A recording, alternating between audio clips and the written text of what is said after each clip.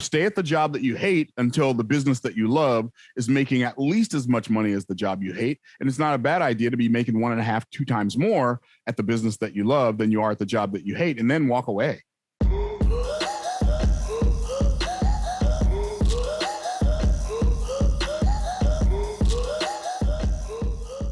So I want to talk about that shift then from kind of this 9 to 5 mentality. I feel like so many people are in this category that they have a job, but they're just like you are at that point, dissatisfied. They don't like having a boss.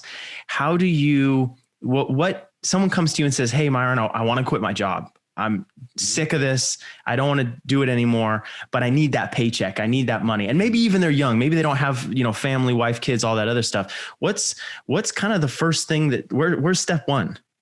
Well, step one is don't quit your job. Okay. That's, believe it or not, step one is don't quit your job, because nothing, but start a business while you have your job. Nothing will inspire you to build a business that you love like having a job that you hate. So stay at the job that you hate until the business that you love is making at least as much money as the job you hate. And it's not a bad idea to be making 1.5, 2 times more at the business that you love than you are at the job that you hate, and then walk away. And then as soon as you walk away, put yourself on payroll with a payroll company as a W-2 employee of your own company. You don't just burn through money. So that's really tactical advice. And I love that. I'm all about like super practical piece of advice. So that's amazing. When you say start your business while you have a job, is this something that you did? Is that a transition? That is something that I did. Absolutely. So you said I wrote the book From the Trash Man to the Cash Man, right? So while I was driving a trash truck during the day, I would get up at 2:30 in the morning. I'd get dressed. I'd be at work by 4. Right. And I eat breakfast, do all that stuff, be at work by 4, check the tire pressure and the hydraulics in the truck, I would drive 4 or 5 trucks to the dump. I was called a shuttle driver. I would go empty the trucks after other people filled them up. And so I'd drive 4 or 5 trucks to the dump, and I was done for that day. And then I'd come home and I'd take a nap. I'd get cleaned up, and then I'd go out at night and I would attempt to sell insurance and investments. I was licensed in securities. I was licensed in insurance. And so while I was I was making a living during the day, I was making my fortune at night. And I wasn't making a fortune at night, but I was becoming the person who would eventually be able to make a fortune by going out and having conversations with people.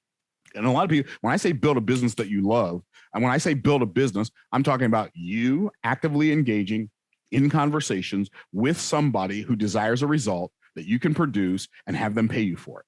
That's what I mean. Okay, that's what I mean by a business. And you already do it. And if most people stopped and thought about the fact that they've already closed a high ticket deal in their job because they closed somebody on paying them 30, 40, 50, 60, 80, $90,000 a year.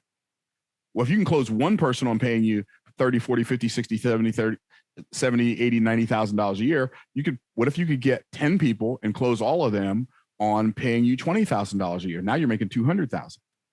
What if you could get 50 people to pay you $20,000 in a year? Well, now you're making $1 million a year, right? So, and those numbers, like, wow, that's pretty simple math. Well, it is pretty simple math, but most people never do the math. And what they think of when they think of owning a business, they think of actually doing the process that the business does as being the business. But the process that the business does is not the business. That is the job that the business does, right? The job is not the business. The job is just it's the deliverable. And most people get it confused because their whole life they've only had a job. So all they've known was the process. They didn't understand the business, which is why they only got paid a smidgen of what they were selling their time for. You just talked about time, and I think that's powerful, thinking about it like the business versus the actions that are in the business.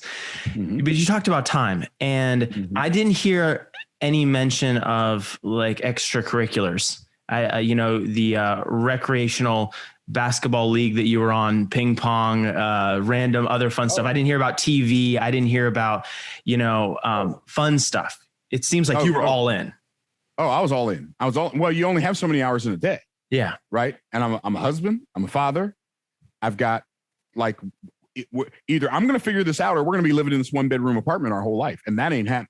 Right. And there are too many people who are seeking balance too early in their lives. balance is not the objective of life. Balance is a season of life, right? And just like it's never summer and winter at the same time in the same place, the opposite season of balance is focus. And just like it's never winter and summer at the same time in the same place, one person should never be in focus and in balance at the same time. And fortunately for me, I figured this out early. And so in the early days of my life, when I was in my 20s and my 30s, I was intensely focused and had almost no balance. People thought I was obsessed. They only thought I was obsessed though, because I was obsessed, right? And I was obsessed at breaking out of the bondage of poverty. And so I was so singularly focused. I am going to be rich. And yes, I'm going to be rich. I'm going to be wealthy. I'm going to be magnificently wealthy. I'm going to leave an inheritance to my children and my children's children. And money is not going to be something I'm going to have to worry about. And so, or have to wonder about. And I want to be able to go and buy something without having to look at the price first. I don't care what it costs. If I desire to buy it, I want to be able to buy it. And so for me, watching television was not an option. We did not have a television until my children were teenagers, because I was not going to watch somebody live their dream while we were living a nightmare.